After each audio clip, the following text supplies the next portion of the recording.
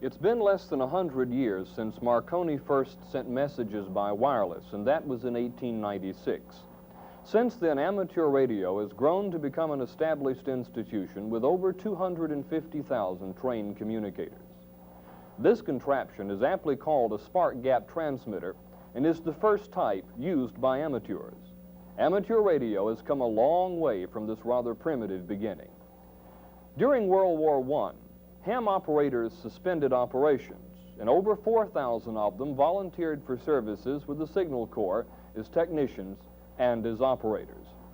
It was during this period, in 1914, that ham radio was to form its official organization under the guidance of this man, Hiram Percy Maxim, 1AW.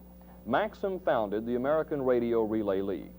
Then, as today, the ARRL is an organization of, by, and for the radio amateur.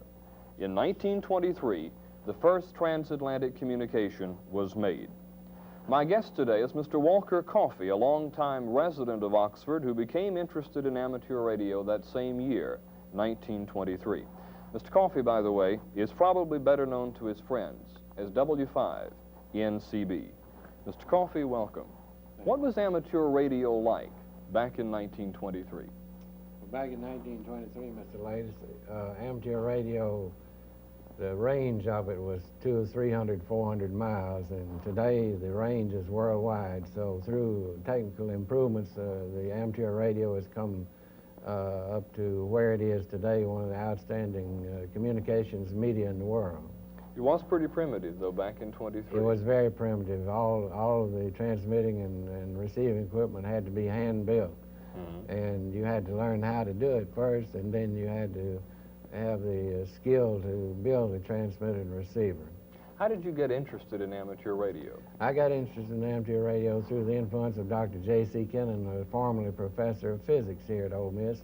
He had a station in the old chancellor's home, observatory, and he would invite some of the neighborhood boys to come out and watch him use his amateur radio transmitter. And he was very active and took a great interest in young men. And through his influence, three of us here in town, 3 young boys, became interested in ham radio and built our own transmitters and receivers. Mr. Coffey, how much time do you spend with your hobby as an amateur radio operator? Oh, I spend on an average 2 or 3 hours a day, maybe an hour in the afternoon and 2 at night. And when amateur radio is most active, from about 6 p.m. until about 8 p.m. at night. Mm-hmm. What are the benefits of being a ham radio operator? Why would somebody want to do this? Looking back now, it's something that you can, if you like, can adopt as a hobby, and it'll provide a lot of relief from some of the things that you experience in the business world. In particular, another thing, if you love people, why, you can talk all day long to people and feel good about what you are doing.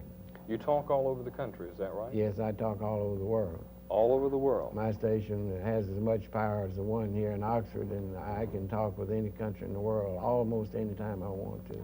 There's an award sitting on the table in front of us. The award was to Mr. Coffey for working all 50 states in the United States on 5 different bands. Mr. Coffey, one last question. What advice would you give to a young man who wanted, or young lady for that matter, who wanted to become an amateur radio operator? I think the best advice to anyone wishing to become an amateur radio operator is to find an amateur radio club and join it. And if you do that, they'll take you under their wing, and from there on, it'll make it much easier than it would be otherwise.